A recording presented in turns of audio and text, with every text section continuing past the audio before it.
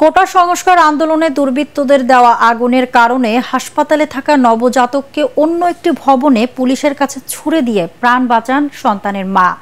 Police সদস্যরা চাদর পেতে শিশুটির জীবন রক্ষা করেন। গত ২০ জুলাই নারায়ণগঞ্জের সিদ্ধিরগঞ্জে এই ঘটনা ঘটে। সেদিনের ঘটনার বীভৎসতার ঘটনার বর্ণনা দিতে গিয়ে কেঁদে ফেলেন নবজাতকের মা শাবনূর ও খোদেজা। এছাড়া ওই ভবন থেকে হেলিকপ্টারে করে ৩৭ পুলিশ সদস্যকে উদ্ধার করা হয়। নারায়ণগঞ্জ প্রতিনিধি আব্দুস সালামের তথ্য ছবি নিয়ে ইয়াসিন রানার রিপোর্ট।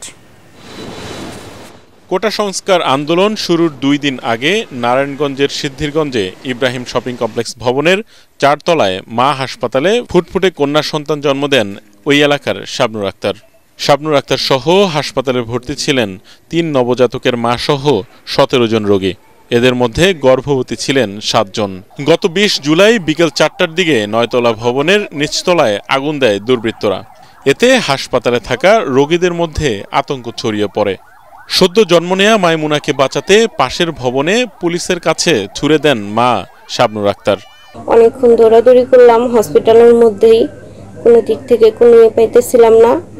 পাশের ওই যে জঙ্গল রেস্তোরাঁর ওইখানে পুলিশ ওনারা ছিল, ওনাদেরকে দেখে আমরা চিল্লাচিল্লি করাতে তারপরে ওনারা ওইখান থেকে আমাদের বলতেছে যে আপনারা ভয় পান না, আমরা আছি, আমরা আপনাদের উদ্ধার করব। এরপর আমার বাচ্চা ওনাদের কাছে ফিক্কা মারে, আমার হাজবেন্ড। এরপরে ওনারা ওইখান থেকে আমাদেরকে উদ্ধার করে নিয়ে আসে। পুরো বিল্ডিং অন্ধকারে ছেয়ে গেল। আমরা বাঁচার জন্য অন্য বিল্ডিং এর দিকে তাকালাম। তারপর ওই জায়গায় পুলিশ সদস্য ছিল, ওনাদের কাছে আমি আমার বাবুকে নিক্ষেপ করছি। ওনারা আমার বাবুকে সুস্থভাবে খুলে নিচ্ছে। হাসপাতাল ছাড়াও ৯ তলা ভবনের ৮ তলায় হাইওয়ে পুলিশের ক্যাম্প। পুলিশ ক্যাম্পকে লক্ষ্য করে আগুন দেওয়া হলেও বাদ পড়েনি ব্যাংক ও হাসপাতাল। হেলিকপ্টারে করে ৩৭ পুলিশ সদস্যকে উদ্ধার করা হয়।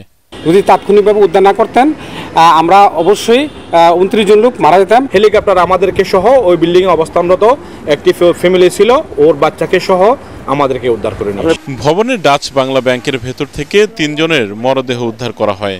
নাশকতা ও সহিংসতার ঘটনায় ৩০টি মামলা দায়ের এবং ৫৮৬ জনকে গ্রেফতার করা হয়েছে বলে জানিয়েছে পুলিশ। আপনারা বাচ্চাগুলোকে থ্রো করেন, আমরা ক্যাচ ধরছি এবং আমাদের পুলিশ সদস্যরা এইভাবে কিন্তু ৩টি বাচ্চা তার উপর থেকে ফেললে আমরা কিন্তু এটা ধরি, ক্যাচে ধরি। পরবর্তীতে তাদেরকে আস্তে আস্তে ওই প্রেগনেন্ট মহিলা সহ পুরুষ সহ প্রায় ১৭ জনকে আমরা ওইখান থেকে উদ্ধার করি। সরকারি বেসরকারি প্রতিষ্ঠানে আগুন ও লুটপাটের ঘটনায় প্রাথমিকভাবে ২৫৭ কোটি টাকা ক্ষয়ক্ষতি হয়েছে বলে জানিয়েছে জেলা প্রশাসন। কিছু অপরিচিত মুখের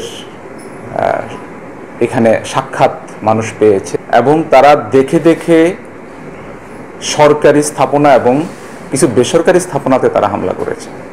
ব্যুরো রিপোর্ট, এটিএন বাংলা।